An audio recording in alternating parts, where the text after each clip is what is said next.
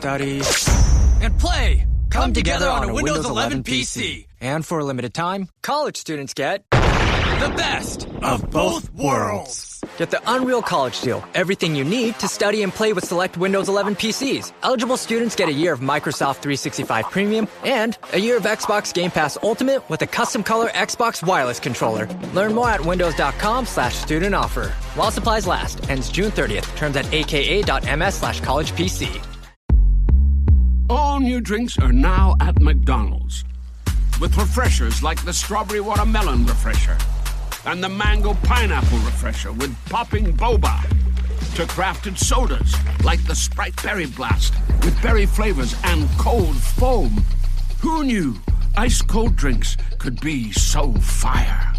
Try them all now at McDonald's. Refreshers contain caffeine. Copyright 2026, The Coca-Cola Company. Sprite is a registered trademark of The Coca-Cola Company. This episode is brought to you by Prime. What if you had one more chance with the one that got away? Sam, you came home. Based on the best-selling novel from Carly Fortune. Every year after follows childhood friends Sam and Percy as they reunite in the dreamy, nostalgic lakeside town of Barry's Bay. Love can be hard to find. So if you're lucky enough to find that person, never let go. A second chance at first love. Every year after, now streaming only on Prime. Hey, this is Arianthi, and I'm chatting with Jay Scott on the Rocks.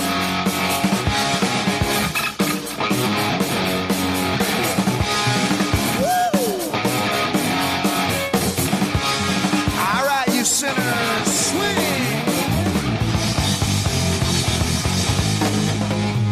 Danger in the rearview mirror, there's trouble in the wind. Madness ringing up the rear, the menace is through skin. She looks so fucking good, so sexy and so frail. Something got the bite on me, I'm going straight to hell. And now we're wasting time. Now we're wasting time. Same old makeup line. Same old makeup line. And just keep trying. Come back to your senses, baby. We can't come to terms. I can almost taste it. It burns. We be sitting pretty, but you try to take the bait. Wearing out my welcome. Hey everyone, welcome back. It's Jay Scott, and it is the Hook Rocks, the ultimate rock community podcast. Thanks for tuning in. Appreciate you stopping by. We've got a very special episode for you tonight. As I always, though, mention, got to run through my list of credits here before we begin.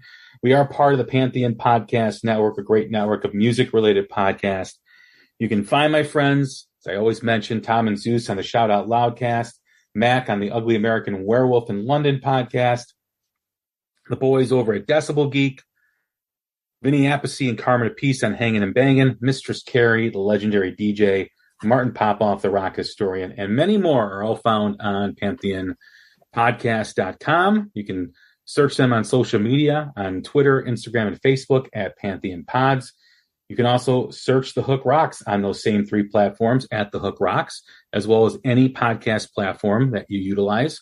Amazon, Apple, Spotify, we're on every platform. And don't forget to set whatever app you have to automatic download so you get the new episode right to your phone and you're able to listen to the 400 plus previous episodes we've recorded. There's something for everybody, new music, legacy artists, some music commentary on the business side.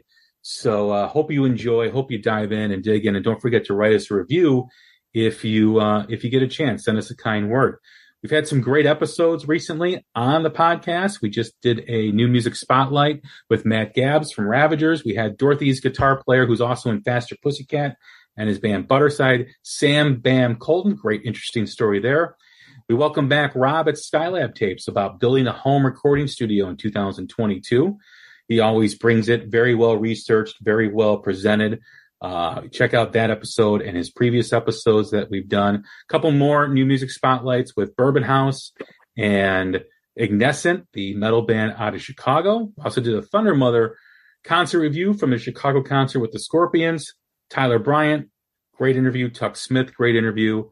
And we also aired The Producers, which is a new series that we're doing once a quarter.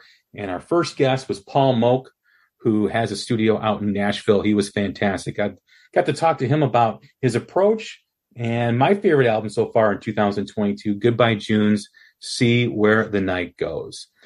The next guest we have today is a welcome return to the Hook Rocks podcast. Always enjoy the conversations. We typically talk about new music and new bands and what we're listening to, but this one's a little different because it's the anniversary of Eddie Van Halen's passing in 2020. It's a two-year anniversary. And as we did last year with Greg Renoff, the author of Van Halen Rising, and also his book with Ted Templeman, we're going to talk Eddie Van Halen. We're going to talk as we move farther away from that moment when he did pass, about his legacy, about his music. The guest is Matt Wake, and welcome aboard, man. How are you? Hey, Jay. Good to be here. And, man, you're doing a lot of cool stuff lately. And Sam Bam and all that stuff. Thank you, man. Thank you. You know, it's enjoyable. I love talking music. And, you know, as you well, you know, you're now one of the new writers for Metal Edge, which for those listening that kind of grew up in my era, that is a magazine that was present on every grocery store magazine shelf or every newsstand magazine shelf. And that was always a great read as you thumb through that, and Hip Raider and Circus Magazine. That was one of the staples. And it's great to see a resurgence in that. And it's great to see you writing for him. Well, yeah, I'm having fun with it. And it's fun to do. Definitely. Stuff like talked with Blackie Lawless. That was really fun. We've run part one of that. We've got a second part coming. And, man, what a cool guy to talk with. Thinker as well as, you know, real pioneer. You know, Nikki Sixx has owned up to the fact that he took a lot from Blackie Lawless, particularly, you know, Blackie's pre-Wasp and sister. But some of the other cool things that we've got to do there, or I've got something with Lita Ford coming out soon for Metal Edge. We've talked with Michael Monroe from Hanoi Rocks. Got to write a little think piece, as they say in Almost Famous or two. And just had a piece on the Ronnie James Dio documentary. Have you seen that, Jay? I was supposed to go this past Sunday to see it, and I was unable to. And I'm disappointed because everyone I've talked to has said that it's one of the best, if not the best, rock documentary, one of the best documentaries they've ever seen. And I really look forward to it. Is it going to be released on Netflix at all? Yeah, I think streaming is a part of the plan. And, you know, for sure, eventually they'll do the DVD Blu-ray thing. It'll definitely be on streaming. I think it'll really blow up once it gets on streaming. It's a cool story, well told. You know, Ronnie had a kind of a roller coaster thing where Rainbow with Richie Blackmore, but it never quite makes it in the States. Sabbath, you know, when he replaces Ozzy, but they only did like 2 studio albums at first and before it went, you know, kind of sideways. And then, you know, he was like in his early 40s on that first Dio record. Yeah. You know, in this, I guess 83, 84 era of like all these young contenders, like we already talked about Motley Crue, but think bands like that. And finally with he has his name on a multi-platinum band, and they have a successful run. And then a thing that I think is so brilliant about this film, Jay, is it touches on, you know, grunge didn't just topple like the pretty young boys, like even Iron Maiden, even Judas Priest, Black Sabbath, you know, who Ronnie reunited with for the Dehumanizer record in 91, which is, or 92, much better than I gave it credit for back then. Now I really like it, but they all got pushed out too. Like, I mean, that's amazing. And, but you know, he ends up playing the clubs again. And there's this incredible footage of him like singing, I don't know if it's Rainbow in the Dark or The Last in Line. Like, and when he announces, and there's like the smattering, it's like, you know, the typical bar sound of like 7 people applauding, and like, and he proceeds to just annihilate Last in Line, like he's playing the Spectrum in Philadelphia or something, arena. And, you know, he eventually reunites with Sabbath, doing big rooms again. And the rest of the story isn't as happy, but yeah, I definitely want to check it out. I mean, I still remember seeing Rainbow in the Dark, that video. And I still remember being at a neighbor's house and the older brother played Mob Rules, which was just absolutely fantastic. But yeah, it's we're going to talk about Eddie here in a bit, but along the same lines with Ronnie, the world is a less brighter place without Ronnie James Dio, and it's sad that, his career ended, his life ended the way it did, with cancer. It's just it's a tragic tale, but just thankful for the music that he was able to give us over 4 decades. It's fantastic. Yeah. And like to kind of go into the Edward Van Halen thing. I remember I had someone close to the Van Halen camp who a while before he passed told me he's about to pass. So for work, I started writing his obituary. And if you've ever written an obituary for someone, I never got to interview Eddie Van Halen. I've got to interview a lot of my people I grew up idolizing, like Slash and Tracy Guns and Nikki Sixx and a lot of these people. But like writing an obituary for someone who has made you as happy as Eddie Van Halen has made you before he's even dead. Yeah, I was literally like, crying, like, yeah. But that's the effect Eddie Van Halen, his brilliant playing, his, smiling spirit, how much fun Van Halen, like, look, I like some dark music too, but you didn't listen to Van Halen to get bluesed out about, life. You listened to it to have an awesome Friday night or, driving in your car on the way home from school and you're psyched school's out for the day or, going to pick up a date you're excited about. Like, I mean, when Eddie died, it was almost like fun died. I had a conversation with someone just a couple days ago, and we were talking about music and fun music.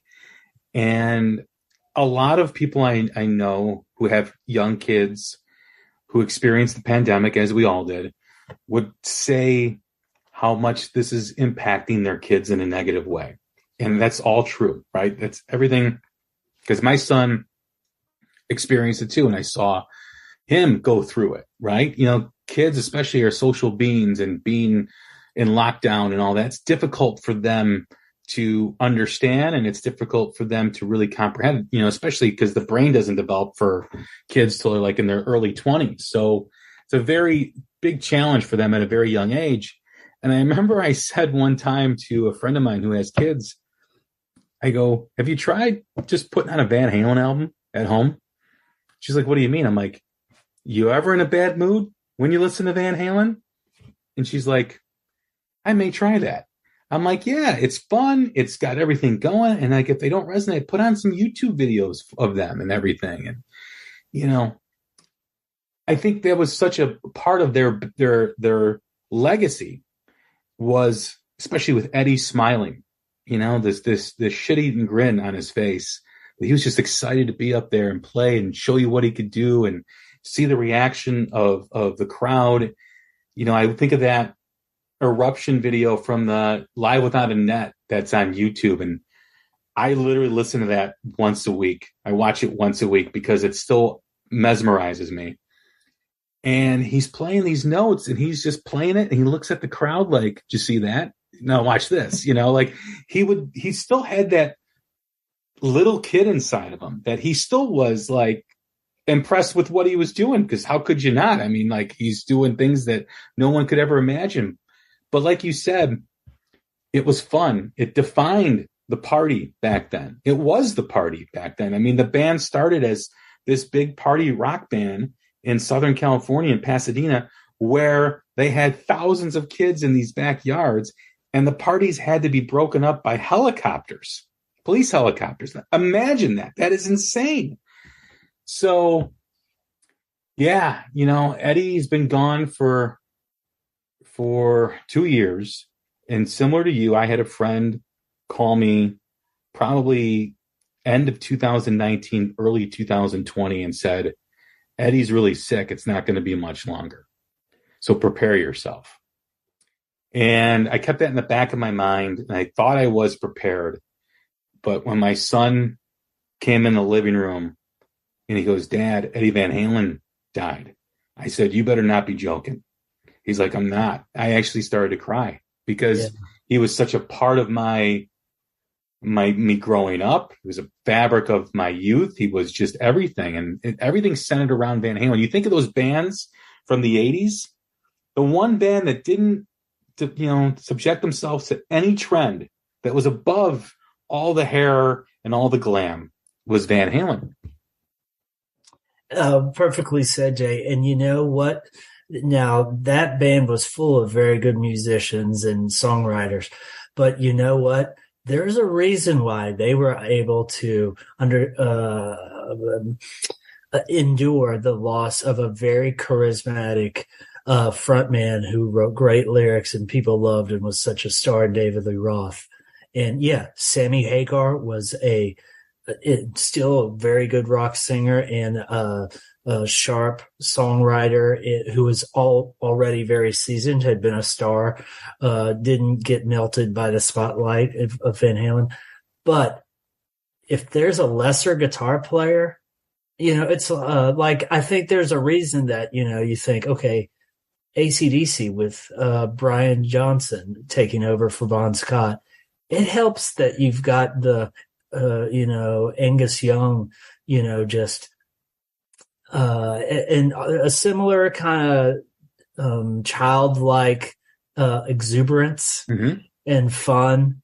And I think that's, you look at these bands that have endured a huge shift there at replacement singer and been really successful with it.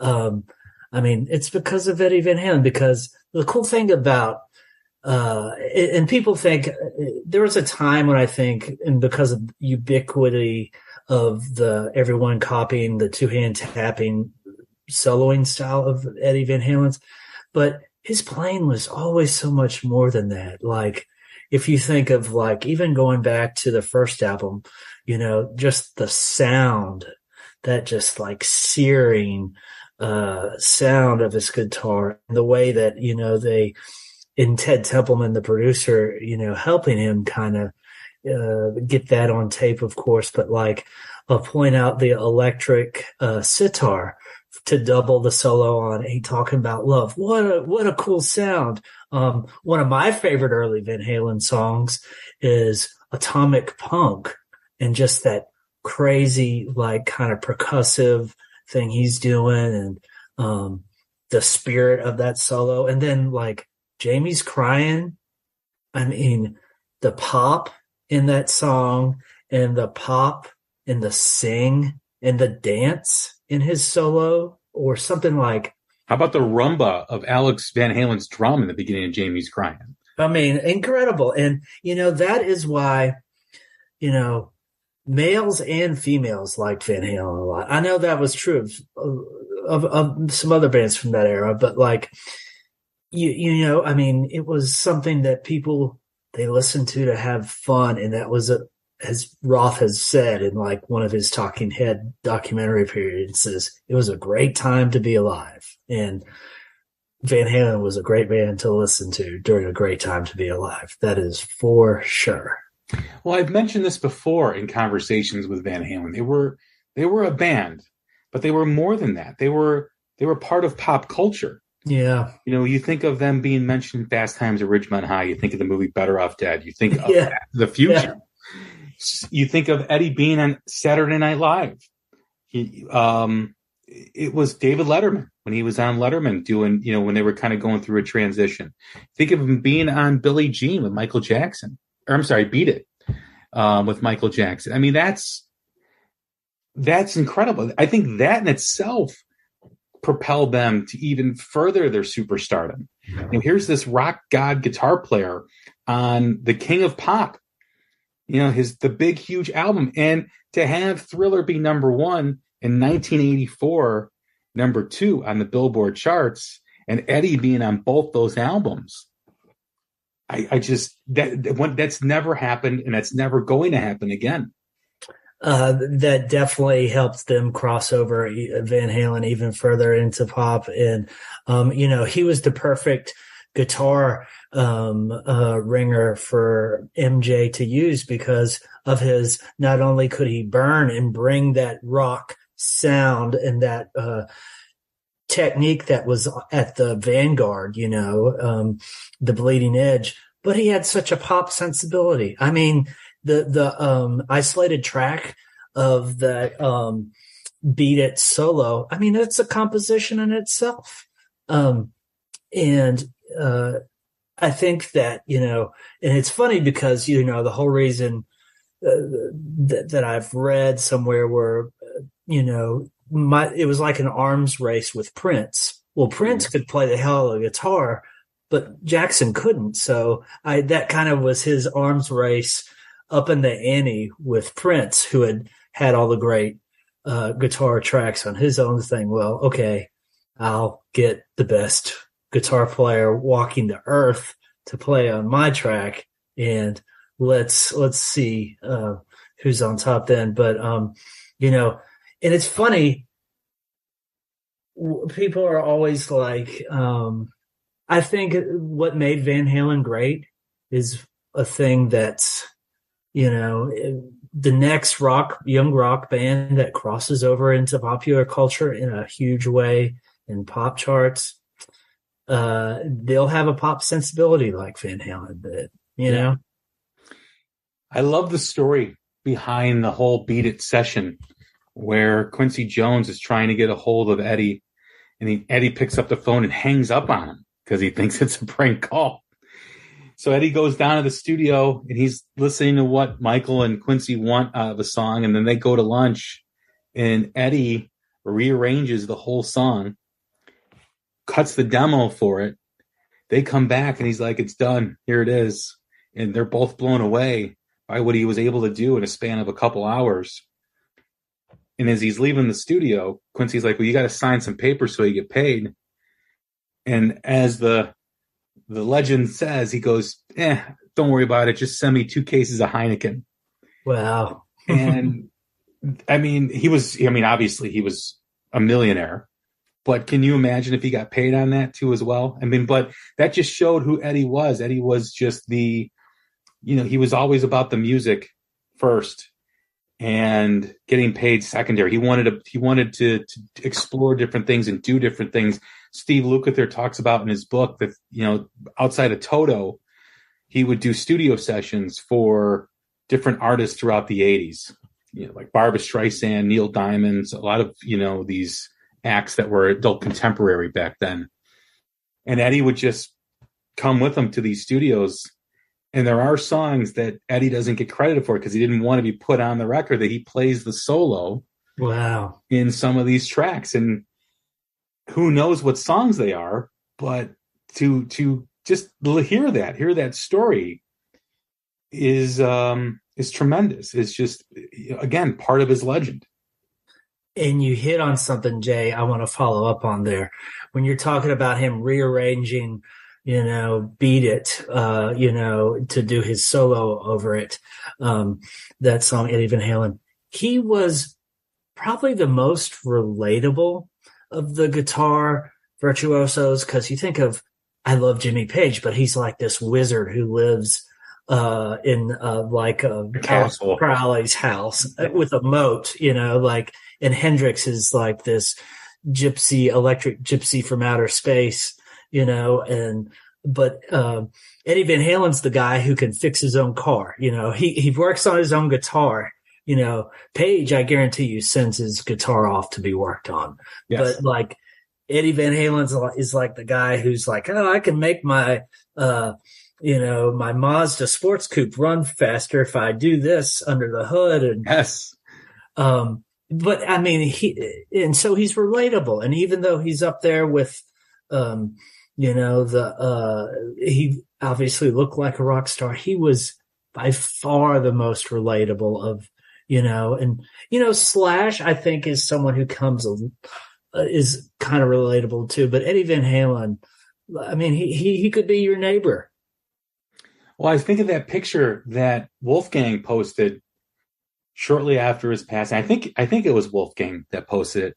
It was Eddie in his garage working on a guitar on a bench. He had his tools out and he was sitting there, and you see the solder, soldering pen or whatever it's called. And, he was, like you said, he was, oh, it doesn't sound right. I got to fix this. I got to, it's like that guy who owns that muscle car who's always tinkering with it, right? Everybody knows that neighbor who's got that car under a sheet, and you never see it, but it's because it's always being worked on. And then he takes it out one day in the summer, like Memorial Day weekend, and then it goes right back under the sheet, So it's like, that's like, you mean like his relatability to the fan. And there was also been stories too about his relatability to other guitar players. Chris Holmes from Wasp, as we were talking before we got on this conversation, talks about him being in the hospital for whatever reason. I think it was because he got in a fight or something, or he got in a car accident or motorcycle accident, and Eddie going to visit him in the hospital and saying, "Hey, I need your guitar. I'm recording, some songs on an album." And Chris is like, "Yeah, here's my number. Call my mother. Let her know you're going to stop by." This is for the Woman and Children first album. He's already put out 2 gigantic records, and he's calling this lady, say, "Hey, I need to borrow your son's guitar." Amazing. That just blows my mind. That's just absolutely incredible but he knew Chris had this tone on this guitar that Eddie wanted. And Eddie, of course, probably tinkered with it. But, that's what do they call that guitar on the Women and Children first? It's the, oh God, I can't think of the name. It's not the Shark, is it? I think it's the Shark. Yeah. Yeah. I think that was Chris Holmes's guitar. And you know what? If that was so many other guitar gods, what they would do is they'd find what kind of guitar Chris Holmes had, what year it is, and then go have their guitar tech buy 5 of those guitars of that year, of that model. Right. I mean, but he's the guy who goes, "Can I borrow your wrench?" Yes. Yes. And when you hear Stephen Pearcy talk about when he first saw Van Halen and he became friends with him, he remembers Eddie calling him up to say, "Hey, I need some more gear for this show tonight. Can you bring some of your stuff down to the Whiskey or stuff down to the Troubadour or wherever?" I mean, again, this is a guitar god who's just like the guy with the greasy T-shirt in the garage, going over the neighbor's house and like, "I need a wrench," or "I need, this, I needed that. I'm missing a screwdriver," or something like that. Those stories fascinate me because it's this God that walked among us, just a normal dude at the end of the day. I'm sure he had an ego like all rock stars have, but I think it was a different type of ego. And Nuno Betancourt talks about when he was very young in his career, Eddie went and saw them play live. And Eddie's like, "You got to sound like you. Don't try to sound like me. Find your own sound." And it wasn't like he was mad. It was like more of a mentor type of conversation with him. Dweezil Zappa talks about him coming over to his house to give him a guitar lesson. This is Eddie Van Halen. It's crazy. Yeah. And, I think a lot of that humility probably is from the family's humble roots, coming over with like a piano and $50 or whatever it was. It's something crazy minimal like that. The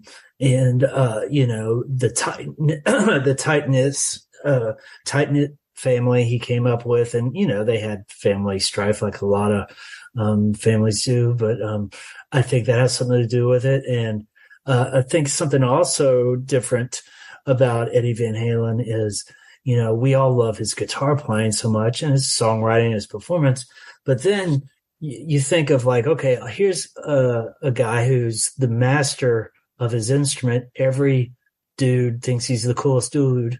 And, a lot of girls, he's got married to a beautiful, talented TV star. And then all of a sudden he decides, okay, I'm going to start playing the keyboards.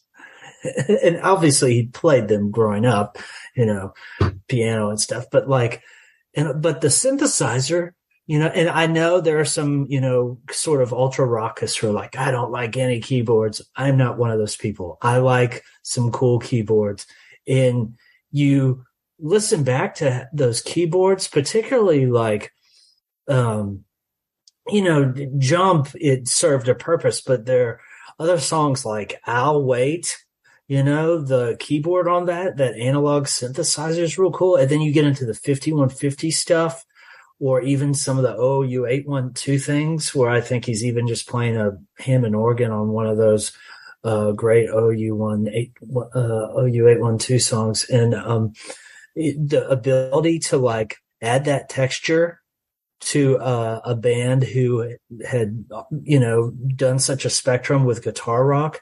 I mean, that gave, as much as we love the chest beating Tarzan rock of Van Halen, that gave them a whole other bandwidth, a whole other spectrum, a whole new set of legs, and probably, additional audiences. And also it helped, when they had that lead singer seismic change with Hagar, that worked with his style great.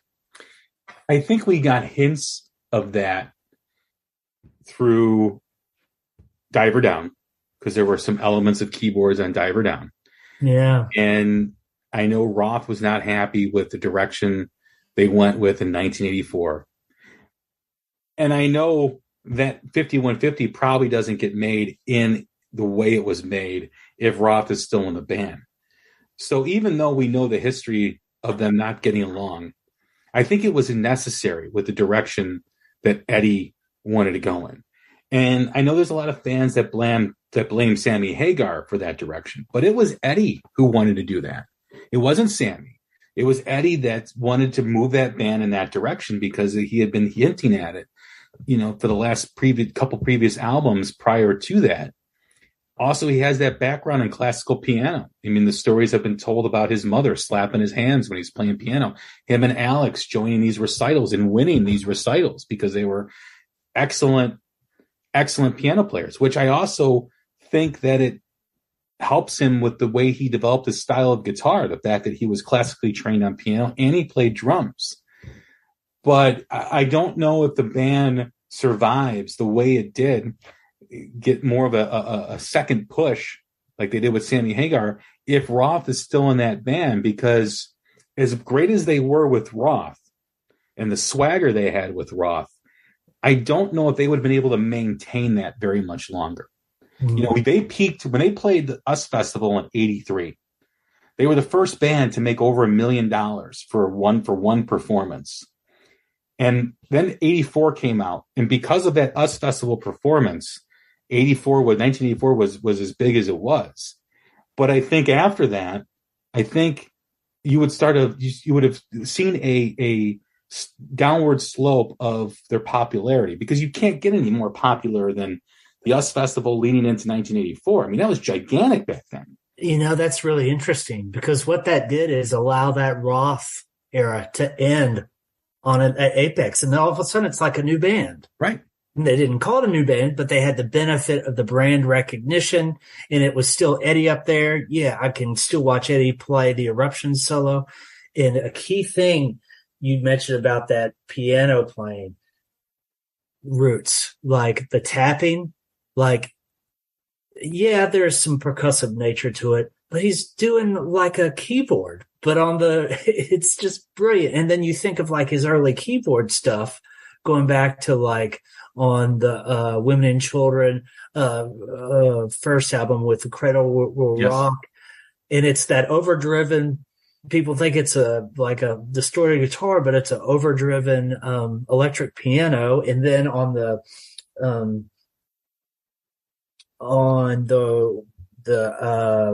Fair Warning. Fair Warning. What's the crazy synthesizer track on there? It's so cool. Push Comes to Shove. Is that it?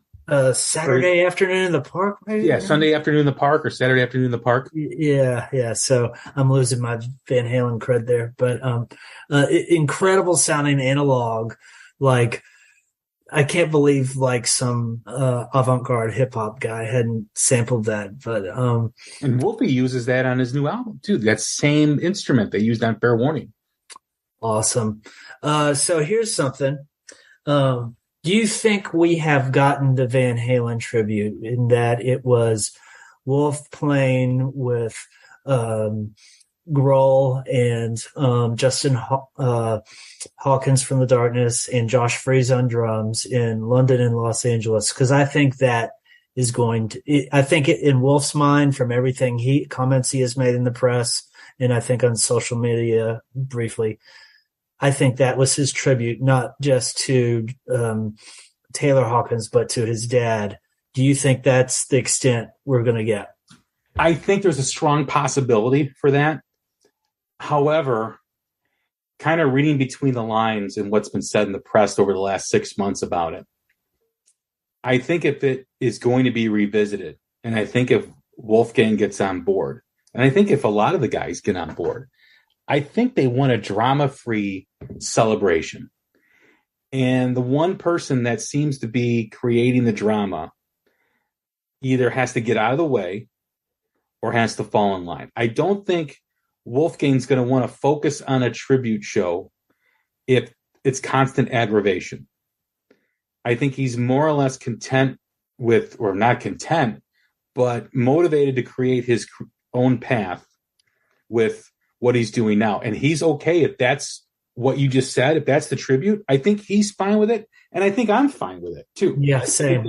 I think that was an interesting, but I think if a tribute concert happens, I think David Lee Roth is going to have to show up and do what Wolfgang and Alex want him to do rather than get in the way of things. Because I think if he gets in the way and creates issues, I think Wolfgang's just going to be like, you know what, call me when you get over yourself. I got my own band. I'm working on a new album. I'm more than happy just to continue doing that. So, yeah, I think it's a strong possibility. It could be the end just because of all the issues Roth seems to be creating. I don't know exactly what they are. I don't know if anybody really does, but it just seems like, as Wolfgang said, there's one person that's holding this up. So I know it's not his uncle, and I know Michael Anthony is one of the nicest guys in rock music, and I know Sammy wants to do it.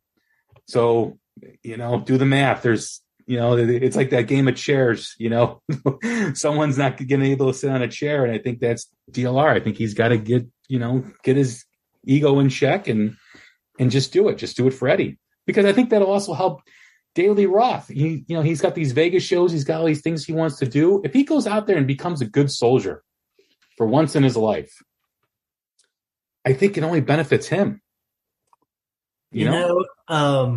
I think, okay, a couple of thoughts off of that, Jay. I think one thing we need to keep in mind, okay, that Taylor Hawkins tribute, I've just seen the clips from the LA show, but I watched a whole lot of that London show, and it was awesome. It was great. But the thing that was different than that, than like it probably would be for Eddie, the Eddie tribute would probably be more like the Freddie Mercury tribute. And the Taylor tribute was really more like Live Aid. Yes. Because it was all his favorite songs. Yes. And, the Foo Fighters did a set of, 8 songs or whatever it was, 6, whatever. But so it was really compelling because it was like a look into Taylor Hawkins's record collection. And all his favorite bands played all his favorite songs, and all his favorite players played his favorite songs of his favorite bands. So that was really compelling, and not just like a bunch of like drummers coming up, a different drummer playing, let's do 20 different Foo Fighter songs and have, 10 different drummers come up over the night. Or, that's not nearly as interesting. And so I guess the thing on the Eddie thing, and you're talking, to me, the ultimate tribute that I think would be the most triumphant would be do like 3 nights in Southern California at a Awesome. It's got to be in Southern California. Do 3 nights. Nobody has to travel. And, if he doesn't want to do this, I totally understand it. He's got a great new band and it's going well, and he's so got his own identity. But if he wanted to just and give it all the money to charity, 3 nights at I don't know, somewhere, but in Southern California, but Wolfgang on guitar, Michael Anthony on bass, Alex on drums, and Sammy singing the whole show.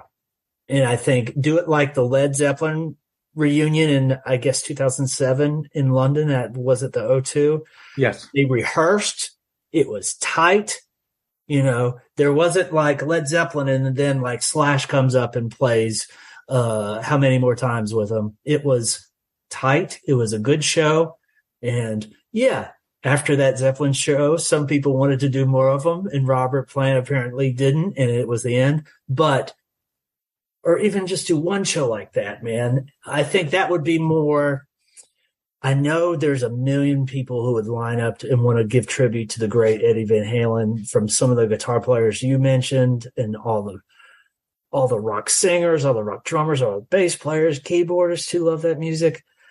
But I'm not sure it would be as special as it deserves, as I think we saw the way Wolfgang slayed that material. Oh, killed it. And how special it was watching him do that. And how much it was just great. And I know he doesn't want to make a career of it, and he shouldn't, because he's good. Mammoth, that's a good first album, and he had that in the can for like 3 years. I bet you this next one's going to be a, jump forward. And he had a good start. But to me, that would be triumphant. Do 1 to 3 nights, rehearse the fuck out of it. Sammy can still sing, and he would be a team player and do half DLR era, or at least 40%. I bet he would do half. And yeah, all those people, you take the look. I love David Lee Roth songs. I love his vintage performances. He could, but it by all accounts hinted to in the press, not the easiest guy to get along with and to make something like this big work without weird hiccups that shouldn't be in there. Add to the fact, frankly, the guy's doesn't sing the melodies, and he still tries to sing the high end, but he can't. And he does. Now, if he was self-aware and stuck to like lower to mid and adjusted, instead of singing up, just sing it. But he's not. That's not going to happen. So you want, in terms of being a triumphant musical transcendent night, and Wolfgang, he would put together a kick-ass set list of like the hits we want to hear, a good chunk of them, but also the coolest album cuts, from those best Roth and Hagar years. I think that would be triumphant. I'm not sure if if it's going to be better if Nuno, as great as he is, comes out there and plays Mean Streets with, maybe I'm wrong. And, I will tell you this, a high percentage of that Taylor Hawkins, the performances were good. There are a couple of performances that the vocals weren't that good, or, but most of them were very, very good. Yeah, I like your idea. A couple points to that. I agree. I think Wolfgang, if he's going to get on board with this, I think he wants aggravation-free zone. Yeah. He wants basically, this is what we're going to do. If you have any constructive ideas, let's hear them. But let's do 1 night, 3 hours. This is the only change I would do. I do 1 night, 3 hours. First hour is a bunch of different guitar players. And then the last 2 hours is the band that you said. Just get up there and rip. Now, if Roth wants to be a part of it, and he can put his ego aside and just be like, all right, Wolfie, what do you want me to do? And he'll get up there for half the show and Sammy do half the show. That's probably the ideal situation. But if not, I think Wolfgang, first of all, doesn't owe anybody anything. But if he's going to do this, he wants to do it and make his dad proud, and he doesn't want to deal with because he can just go back to his band. And I think Sammy is a good enough dude to just be like, all right, I'll do it, no problem. But like you said, I think it's Roth doing the issue. But I like the kind of dynamic of different guitar players coming up for the first hour and then them just doing a 2-hour set one night at like the Forum. And because one of the things that made the Zeppelin show what it was it was one night. Yeah. And the ticket demand was crazy. Yeah. And that adds to that legacy, that lore of the band. There were a 20,000 people waiting list for that. I mean, people hear that and they're like, man, that's because they're Led Zeppelin. They do the same thing with Van Halen. Man, it's because of Eddie, because it is all about Eddie. So it'll be interesting to see if it happens. I think if it's going to, it's either going to have to happen before Wolfgang comes out with this new album that he's working on, or it comes out after. If it gets beyond that 2-3 year mark, I think it becomes diminished because you got to think of Sammy keeps getting older, Alex keeps getting older. I think if it's going to happen, it's got like a 2-year window at this point. No, that's a good point on the. Now, if Sammy was younger and Al were younger, then I would say maybe even the 5-year anniversary of Ed's passing or his birthday at people for some reason, 5, 10, how those number anniversaries work. They just elevate something sometimes. But yeah, I think you're onto something there, and I would totally settle out of court for one night, an hour of, these ripping elite guitar players that we all love come pay homage and play their friend and, heroes songs, and then have that, have Wolf, Sam, Alex, and Mike just tear up a well-rehearsed 2-hour set. I think it would be incredible. But if it's not, to be honest with you, the feeling that I got from watching, that group play those Van Halen songs at the Taylor tribute, that was enough for me. Now, if we get this other stuff, cool. But it was special enough that I felt, yeah, Eddie was honored too there.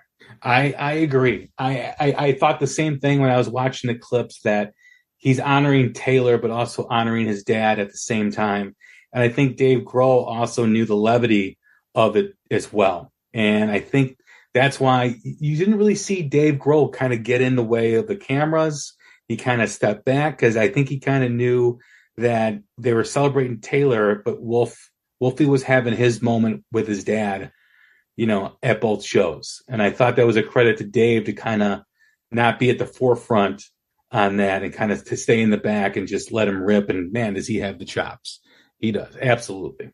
Oh man. And we're talking Van Halen here, but talk about a team player, Dave Grohl, like when in the London performance, when Wolfgang's playing the Hot for Teacher intro and, the camera cuts briefly to Grohl and he's like, kind of like bending over with his bass hanging and he's chewing his gum and smiling, just like, I'm watching the coolest thing right here,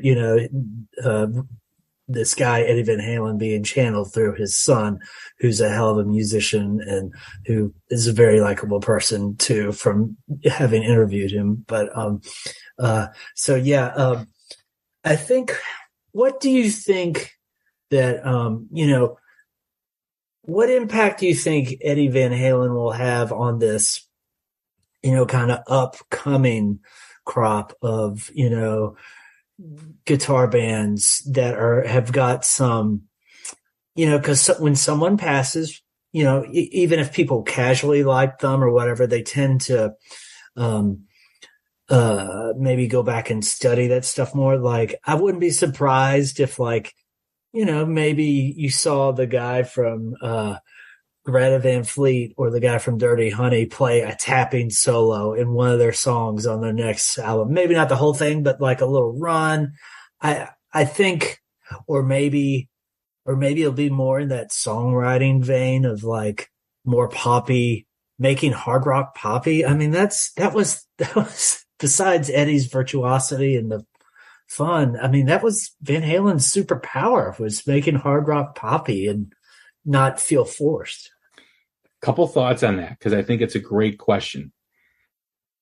I've mentioned this before on the show. I read an article several years ago about how certain rock bands just fade off and are more or less forgotten about.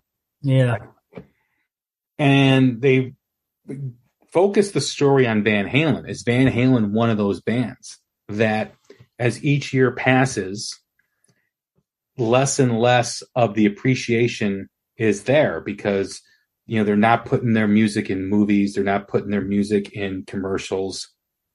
And say whatever you want about Zeppelin and the Stones and some of these other bands, they do that because it keeps them current with the generation. And Van Halen has always been one of those bands that never really did that. They did that in the 80s with a lot of, like I said, the pop culture movie stuff.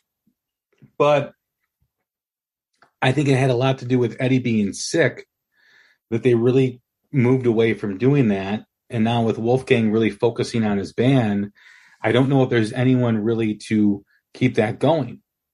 Now with his passing, I believe that out of something bad, something good always happens. And I think the good in his passing is a resurgence in the appreciation of the band, who they were, and the music they made, and his guitar playing.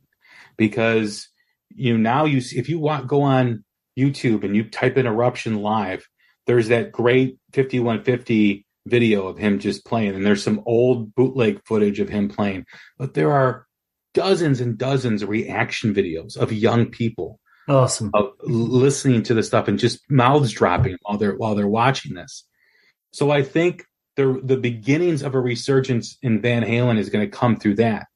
Now, will they be that band that starts doing box sets for anniversary editions and doing all these things to maintain their relevancy? That's yet to be seen. But I think the groundwork has been laid with his passing and a reintroduction to his playing. Now, on your second part of your question with the guitar players that are coming up in emerging bands, I think there is definitely a chance for that to happen. However, when you talk Page and when you talk Hendrix, you're talking about blues-based guitar players. You're talking about the same formula within their playing. And yes, there's always a different approach, but it's still the same formula. Eddie had his own formula. And for a guitar player to tackle that, to go after that mountain, to climb that mountain, it's intimidating, especially if you're used to playing one way and trying to do things that are similar to him. I think it's going to take a guitar player who's extremely confident and extremely comfortable with the player that he is to allow himself to do that. Because, once you do that, because you got to remember, and I know you do, anytime you play live, that performance 9 times out of 10 is going to end up on YouTube. John Notto plays Van Halen. Blake Allard from Joyous Wolf plays Van Halen. This guitar plays Van Halen. That guitarist plays Van Halen. And as soon as that video hits, you are under an intense microscope, because the Eddie Van Halen fans are rabid. They are one of the things, like, to get back to Wolfgang, is we kind of pause what I was going to say. I think every Eddie Van Halen fan who wasn't at the show held their breath during those songs. And then when he was over, let out an exhale and went like, damn, that was fucking perfect. So if you're going to play Eddie, you're going to play like Eddie, you better do it right, or just don't even attempt it. Yeah. Because it's a tall mountain to climb. Once you start doing the tapping and all that stuff, people's ears perk up and they sit there with a judgmental eye. And if you mess it up, or if you don't do it right, you're going to get shredded online and social media. Yeah, I think it would be a thing where they have to like kind of pepper it into their style and do their own little subtle tweak on it. Like Blackberry Smoke did it. I went and saw Blackberry Smoke, and they peppered in Mean Street rather, in one of their live performances. And I'm sitting there watching, and like, you know, Charlie Starr's playing the riff. I'm like, I know that riff. Oh, that's Mean Street by Van Halen. And they kind of did a couple bars of it and a couple of the lyrics, and then they kind of went right into one of their songs. So they did it the right way. Like, you know, first of all, Charlie didn't do the intro. You know, why are you going to do that to yourself? You're just asking for grief at that point. But they did it right. Like you said, they peppered it in a song, and they got away with it because it was good. It was different, and they moved on to their own song. I think you'll see some things like that. Yeah. Like, or maybe, you know, GNR on their next tour works up a cover of a classic Van Halen song. Or how about this? A guitar player combining, like, I always thought, like, combining tapping and slide. It would be, maybe couldn't do it for like a 40-minute, 40-second solo, but something that kind of takes his special technique and maybe puts a little twist on it, but still kind of classic. I don't know. I think there's still some room there to be done, but I think go ahead. I think the legacy of Eddie as we move on is not so much going to be in what the new emerging bands. I think it's the generation after that. Okay. And I think it's going to be more of the custom building of guitars. I love that. That's a great. I think that's what's going to be the legacy of him, because they're like, well, he built his own guitar. And they're like, how do you do that? And of course, now you've got everything at your fingertips. You can learn how to do stuff and how to solder and how to do all these things. You know, just go on a YouTube video and how do you solder? How do you do this? You know? And I think as young kids get into guitar playing and they learn about Eddie and they learn that he's not such, you know, not only a great guitar player, probably one of the best ever, if not the best. There's also the fact that outside of Les Paul, you know, he was he was the last one to, you know, really build a guitar and do that and develop a guitar. He's got his own guitar brand right now because of that. And they can look, like you said, on YouTube, how to solder, but also then get on the internet, order the parts. And also a key thing about Eddie was, yes, he had this cool technique, and not just tapping and the other tricks he did, but, you know, the awesome riffs and combining of riffs and chords, and, but also the sound. When you heard that tone, you knew it was Eddie Van Halen. And, you know, a lot of that was him tweaking his instrument and his gear to find that tone he was chasing in his ear. And some other kid will do that and find the tone they're chasing in their ear and combined with the riffs they're coming up with.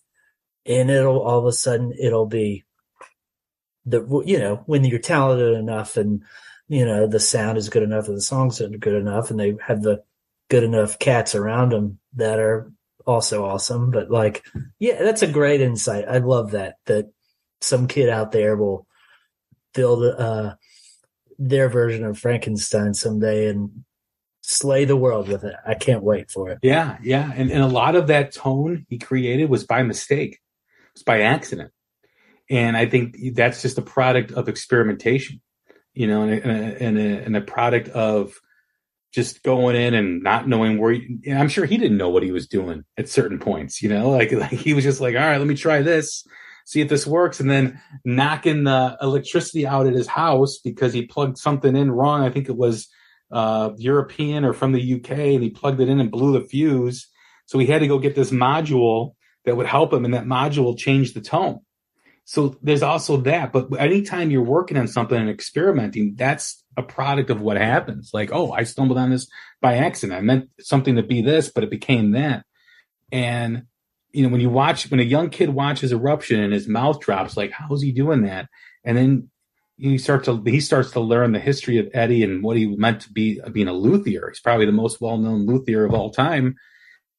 Then they're like, well, yeah. So they're going to go buy like this cheap guitar and trick it out and add, these pickups and this head right here. You're going to take this head from the guitar and put it on here and put it all together, and we'll see what it sounds like. I think I'm really interested to see where guitar is because of his legacy and his passing 10 years from now, 15 years from now. I love that. And, in terms of like archival stuff, like say 3 years from now or 4 years, whenever, say Wolf has got, a couple more Mammoth albums under his belt and tours, and that's going great. And he has some, wants to chill at home maybe for a few months or something. If they reissued, like, if they released like a really sharp recording of an early Van Halen performance, like back in the club days at the Whiskey or wherever, like, I have like there's a radio show from right before when the first album came out that that is a non-official release on vinyl. It's incredibly awesome. And there's something out there they could do. And then all of a sudden people will go again, like, oh man, yeah, it wasn't just Eruption. It wasn't just him putting stripes on his guitar. Listen to this, the hot playing and just the going for it. And a key thing that we need to touch on here before maybe a couple more kind of wrap up points is, the cover band time. He learned all these guys' licks, all their techniques, all their songwriting moves. And that's important because you're learning a language. And you can't break the rules until you learn them, really. You can break them, but you're not going to produce great results. Absolutely. He learned all those Black Sabbath songs, freaking like probably. Budgie. He was learning Budgie songs. ZZ Top, probably. I think at one point Roth had them learn. I don't know if it was like disco or like R&B, but so that's I think something people need to take and learn from Eddie Van Halen is learn all the building blocks, man. Learn all the moves. Learn all the. I remember one time I worked with a girl in media, and she was talking, those like keyboard moves, like Control S or Control O or something. She's like, that's like learning a new guitar chord. So learn that there's a reason there are tribute bands. It's because those songs were very good and they move people. So learn. Yeah, there's old bootlegs of them playing Tush, playing play that funky music. I think there's a bootleg out of them, or they used to play a Casey and the Sunshine Band. I think was the awesome. I bet that was incredible. Yeah, you could find that stuff on YouTube. It's really cool from like the club days. But Roth said that they were really into playing covers because, like you said, they learned that language. They learned those songs. They learned how to perform with those songs. And Bottoms Up, which is on Van Halen 2, is essentially a ZZ Top tribute song. I mean, it's basically because Eddie loved Billy Gibbons. And listen to Bottoms Up and listen to, Tush and listen to all that ZZ Top stuff. And you're like, wow, yeah, that is basically it's a ZZ Top song. But I want two things from Van Halen. I want anniversary box sets like they do, like these anniversary editions. And I want like what Led Zeppelin did with How the West Was Won. Mm-hmm. I want those live performances somehow released, different eras, from the Sammy era, from the Roth era, from the club days, all that stuff remastered. Those are the two things I want. And, I want that more than the tribute show, because to me, those albums and that music means so much to me that it deserves that type of format. Those kind of archival vault releases, particularly live things like How the West Was Won, Zeppelin reference you made, I think, because then that's Eddie telling his story on his instrument, not is as great as his, the people that followed in his wake, and how many great players and turned out to be great players on their own that idolized him, playing a cover song at a show and at the Forum. It's this amazing performer, amazing musician, amazing songwriter, amazing luthier, amazing mad scientist, the guy borrowing your wrench to work on his hot rod. It's him, his music, him speaking through his instrument and his music. And I think people would love it. And I think it would, just like, you think of some of those archival vault releases have become classics for us rock fans. I think that it would surely happen. And I would be, I think that stuff will come, I think so too. I think as fans, it's exciting to see Wolfgang develop his own career and his own music. And I get really upset when I see some of these fans play Panama, play all this stuff, on social media, because I think he's in a situation sometimes where he can't win. Because if he plays Van Halen, there's going to be the crowd that goes, "Oh, he's living off of his dad's coattails," where he's adamantly telling you that he wants to develop his own career, which is what we want, right? I mean, we don't want a kid to come along and live off of his dad's legacy. We want him to do his own music, and his music is great. And I look forward to his new album. I can't wait for it. Sure. So, but you play a Van Halen song, let's say you appease those fans, which I don't think he should, but you appease those fans hypothetically, and then they come out, you should do a Van Halen tribute album of you playing all your dad's tracks. So it's always going to be the goalposts that are getting moved for him. And I think he's in a no-win situation like that. And that's why he comes out after some of these people. Like, hey, leave me alone. Let me make my own music. If you don't like my music, that's fine, but I'm going to continue to do this. And I think that's what he should be doing. And like you said, his music's good. He's had success with it. He's got respect from his peers and his heroes for his music. And another thing you got to remember with Wolf is, internet plus anonymity equals assholes. And he has been dealing with that since he was a teenager and came to bassist in Van Halen. The shit talking on the message boards before, like social media is big, and like, and think of going through that as a teenager, and that sticks with you, man. And those scars, this is a person, this is a kid, this is, Van Halen probably would have, Eddie all of a sudden got to play with his son, and people talk about nepotism and stuff. The kid is talented. The kid could play. He can shred now. And there's a good chance we wouldn't have gotten those Van Halen tours without Wolfgang being in the band as incentive for his dad to want to do them, frankly, probably, from what I've read. Yeah. And that's a great kind of point to wrap up on, because there's that video footage of in the video distance that Wolfgang put out. Yeah. And there's that part where he's on one end of the stage during a sound check and his dad is on the other end and his uncle is playing in the center.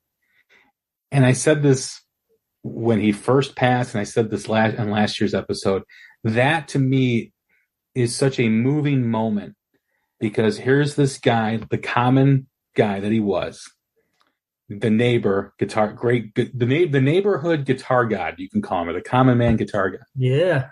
Playing with his brother, who he lived in this small house in Pasadena, and they had this piano in the living room and you couldn't fit anything else, rising to stardom, rising to this level that they never could have imagined.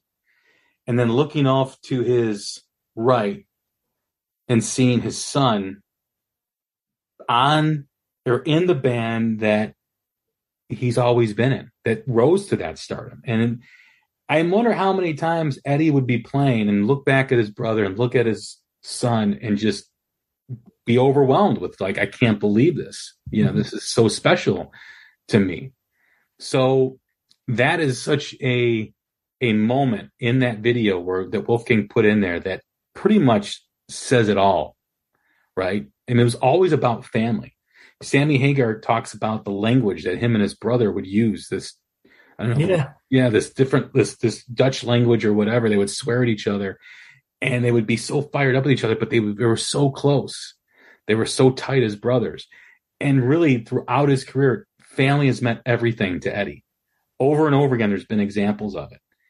And, I think that is such a defining moment in that video, and a defining moment for the first single for Wolfgang to release, because he's like, hey, this is my dad. He may be this guitar god, and I understand he's this guitar god, but at the end of the day, I was able to play on stage with my dad.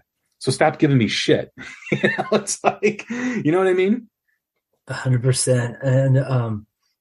And, I guess I'll kind of wrap up with this, Jay, is I think Eddie Van Halen, the great thing about him, the lessons that everyone should take from him, like as musicians and band, is, be yourself, one of a kind, unique. I mean, Eddie Van Halen had a musical personality and a style. Be as good as you can, push yourself, try to expand your playing and expand what you do, or even whatever you do in life, So those two things: be yourself, expand what you do, push, be the best you can be. And thirdly, don't take yourself too damn seriously. That smile, that working on the guitar on the bench instead of sending it off to the, hundreds of hours, dollars an hour, repairman to the stars. Like, I think those three things that just made you, besides the brilliant musicianship and creativity, but so unique. And it's like we got to, see Jordan play basketball in real time. We got to enjoy Eddie Van Halen's music in real time. And what a perfectly said blessing, man. I want to end on this. I am still feeling the connection to Van Halen, and these weird things keep happening. I've often told the story of my mother's phonograph in the living room. Being at home one day, I think I was picked up from kindergarten. My brother was in grade school at the time, and I knew he had the Van Halen 1 record in his room. And I was 7 years old. And I'm like, I got to listen to it because everybody in the neighborhood keeps talking about Van Halen, and I don't know what this band was. It was like 1981, 82. And I snuck in the room. My mom was cleaning the house. I took off the Barry Manilow record that she had on, and I put Van Halen 1 on. And I instinctively knew to put headphones in the jack of the phonograph. And I was mesmerized, and the rest is history. So this past week, I asked my mom what she did with that phonograph that she had. And she goes, it's still in the basement. It's downstairs. I said, you're kidding me. The one, I described it like the one that you had when I was a kid. She's like, yeah. I go, you still got the speakers too? Cause the speakers were incredible. She's like, yeah. I go, I want that. I go, when I, cause I've had this health issue here for the past month. I said, when I recuperate, that's going to be my project. I'm going to get it refurbished. I'm going to get the needle changed. I'm going to clean it up. She's like, why do you want it so bad? And I go, that's the first phonograph. That's the first thing I ever played Van Halen on. Mm-hmm. And I want that because it means so much to me. And she's like, oh, I'm like, you don't have no idea. Because I still remember that moment, putting my feet up on the furniture with the big headphones, hearing Eruption and going, what the hell is that? What is that? What is that? What's that instrument? And the fact that she still has it, and the fact that and the first album that I will play on it once it's refurbished will be Van Halen 1. Amazing. I can't top that, man. Yeah. So that was, I mean, that was just like, you still have this? Where is it? I was like gleeful. Like, I'm like, I can't believe you have it. I'm like, that's mine. I will get it fixed. I will refurbish it. I will do whatever it takes to make it sound like it sounded back in the day. And that phonograph is from like 1968, 1970. It sounded amazing. So that's going to be my project here till the end of the year. And then once I get that, I'm going to order a Van Halen 1 first edition off Discogs and knock myself out.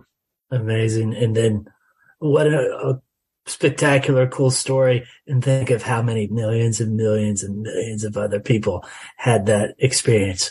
What the hell is that? Listening to Eruption and having that supersonic sound blow their minds and make them love rock and roll. Well, Jay, this has been fun as hell, man. Thanks for having me. Matt, it's been a blast, man. This conversation, didn't know where it was going to go, but we celebrated Eddie like we should have. I like, because it's different than what we did with Greg last year. And as we continue this every year, I hope that these episodes are as good as this one. The conversation is as good as this one. And they each take on a life of their own, like this one did too as well. So thank you very much. My pleasure, Jay. Thanks for having me. Thank you, Eddie Van Halen. Yes, thank you, Eddie. Everyone, this has been our second dedication episode to Eddie Van Halen since his passing, since the anniversary of his passing. The guest has been Matt Wake. The conversation's been great. I hope you enjoyed it as much as I did. Take care of each other. We'll talk soon.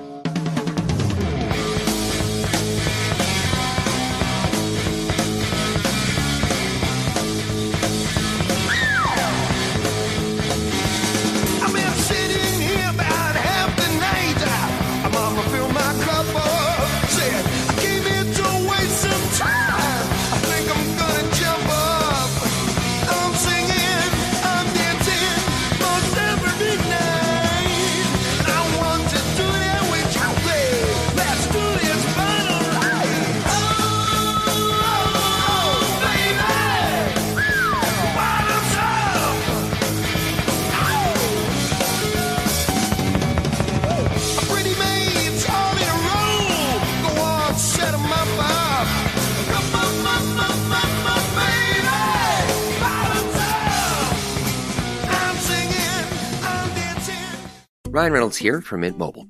I don't know if you knew this, but anyone can get the same premium wireless for $15 a month plan that I've been enjoying. It's not just for celebrities. So do like I did and have one of your assistants switch you to Mint Mobile today. I'm told it's super easy to do at mintmobile.com/switch. Upfront payment of $45 for 3-month plan, equivalent to $15 per month required. Intro rate first 3 months only, then full price plan options available. Taxes and fees extra. See full terms at mintmobile.com. Spotify, it's Jay Shetty. Are you one of those media strategy people? Scrolling through spreadsheets, searching for an audience that pays twice as much attention to your ads than they do on social? Let me introduce you to Fans. And they're here with me on Spotify. Trust me, I know Fans. They don't skip, they stay for hours. They don't move on, they manifest. They're not a demographic group, they're fans. Spotify advertising. You're among fans. Hey there, it's Wayfair here, where delivery and setup are as easy as a few taps on your phone. You're relaxing in an old hammock, scrolling Wayfair's app, when you spot it, a brand new patio set. Next thing you know, Wayfair delivers it right to your patio and sets it up. Oh, you need a new grill too? All right, Wayfair's got you covered. With Wayfair's Room of Choice delivery and fast expert setup on qualifying orders, life gets a little easier. Visit wayfair.com or the Wayfair app. Wayfair, every style, every home.